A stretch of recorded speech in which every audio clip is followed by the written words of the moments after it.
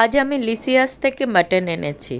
আমি মাছ মাংস সব আনি, আমার খুব ভালো লাগে। এটা দিয়েই করব আজকের রেসিপি মাটন কষা। মাটনটা ভালো করে ধুয়ে নিয়েছি, এর মধ্যে দিলাম গ্রেট করা 1 কাপ পেঁপে আর টক দই 1 কাপ, হলুদ, শুকনো লঙ্কার গুঁড়ো।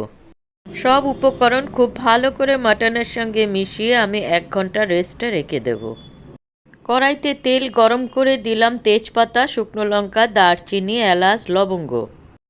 দিলাম লম্বা করে কাটা 2টো পেঁয়াজ। দেব 1 চামচ চিনি, মাটনের কালারটা খুব সুন্দর আসবে এতে। আপনারা স্কিপ করতে পারেন এটা। 4-5টা গোটা আলু দিয়ে দেব। মাটন কষার সঙ্গে বড় বড় এরকম আলু থাকলে খাওয়াটা একটু জমে যায়। এবার যে মাটনটা আমি 1 ঘন্টা রেস্টে রেখেছিলাম সেই মাটনটা দিয়ে দেব। কিছুটা নাড়াচাড়া করে আমি 1 বাটি পেঁয়াজ বাটা এখানে দিয়ে দেব। 2বার পেঁয়াজের ব্যবহার করা হয়েছে। দিলাম আদা রসুনের পেস্ট, হলুদ, ধনের গুঁড়ো, জিরের গুঁড়ো, পরিমাণ মতো নুন। এবার দেব কাশ্মীরি রেড চিলি পাউডার। পরিমাণটা একটু বেশি দেব কালারটা আনার জন্য, কিন্তু এটা ঝাল হয় না, সবাই জানে। হাই ফ্লেমেই মাংসটা খুব ভালো করে কষিয়ে নেব। তেলটা ছেড়ে আসলে এই পর্যায়ে দিয়ে দেবো গোলমরিচের গুঁড়ো।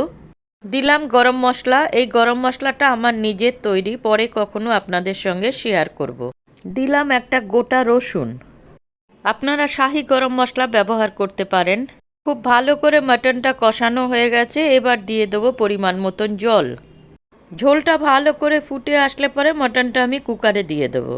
আমি 4টে সিটি দিয়েছি, কারণ অর্ধেক আমার কড়াইতেই হয়ে গেছিল। তৈরি হয়ে গেল মাটন কষা। খুব সহজভাবে ঘরোয়া উপকরণ দিয়েই তৈরি করেছি। দেখুন কি সুন্দর কালার এসেছে। এর সঙ্গে যদি একটু ঝুরঝুরে গরম গরম ভাত হয় কেমন লাগে। আমি ব্যবহার করেছি দাওয়াতের বাসমতি রাইস। এই চালটা আমার সত্যিই খুব প্রিয়। যখন আমি স্পেশাল কিছু বানাই এই রাইসটাই ব্যবহার করি। এইভাবে একবার খেয়ে দেখবেন।